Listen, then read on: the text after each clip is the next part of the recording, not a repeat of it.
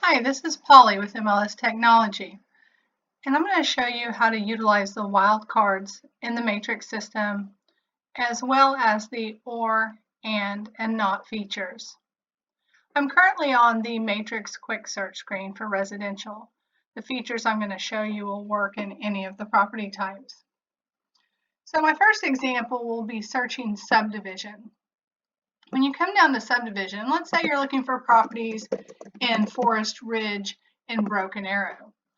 So I'll go ahead and put Forest Ridge, and I'll put Broken Arrow. You notice I have 0 matches. This could mean one of several things. It could mean that I didn't spell the subdivision correctly. It could mean that there's no active listings in Forest Ridge. It also could mean that I need the wildcard.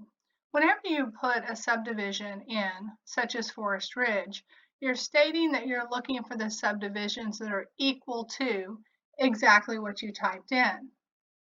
If you're familiar with Forest Ridge, you know that the subdivision is not called Forest Ridge. It's a bunch of little subdivisions combined. Stanford Landing at Forest Ridge, the Highlands at Forest Ridge, etc. Battle Creek out in Broken Arrow is the same way. So there's lots of subdivisions that aren't called what we typically call them. So in order to find the matches in Forest Ridge, you would use the wildcard, which is an asterisk. If we put an asterisk on the front end, you notice now we have 19 matches. This is going to pull everything that has a subdivision name that ends with Forest Ridge. It doesn't matter what it starts with. I'm going to take that out and I'm going to put it on the back end. You notice I still have 0 matches, but this would be looking for subdivisions that start with Forest Ridge.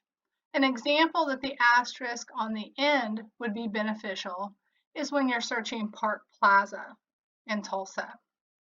Now another option that you have is to put the wildcard on both ends. This is going to pull all of the properties where Forest Ridge is just somewhere in the subdivision. The beginning, the end, the middle, it just has to contain Forest Ridge. So that's how the wildcard, the asterisk, works. I'm going to go ahead and take that out. And I'm going to take out Broken Arrow. And now I'm going to talk about OR, and NOT. You'll notice a lot of the fields on the screen have OR, and NOT as choices. OR is a given.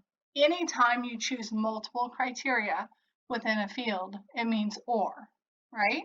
I want Tulsa or Broken Arrow schools. I want 3 or 4 bedrooms. Occasionally, though, you want the AND or the NOT choice.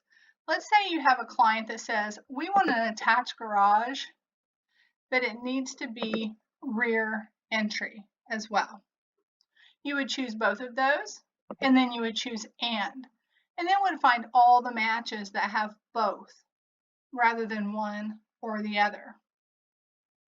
Or maybe you have a client that says, we absolutely do not want a carport. You would choose carport, you would choose NOT, and it would pull all the properties that are a match except for those with a carport. Okay, let's go ahead and I will deselect that. And the next wildcard I'm going to talk about is a negative search. So let's go to grade school. Let's say for grade school, your client wants Darnaby. As you probably know, you could just type in Darnaby and it's going to pull all of the properties that the grade school is Darnaby. But let's say it's the opposite. You have a client that says, we're fine with anywhere in that area except we do not want Darnaby grade school. So what you would do is you would come in here, you would type an exclamation point, and then what they don't want. That's going to pull all of the matches except for those that are in Darnaby School District.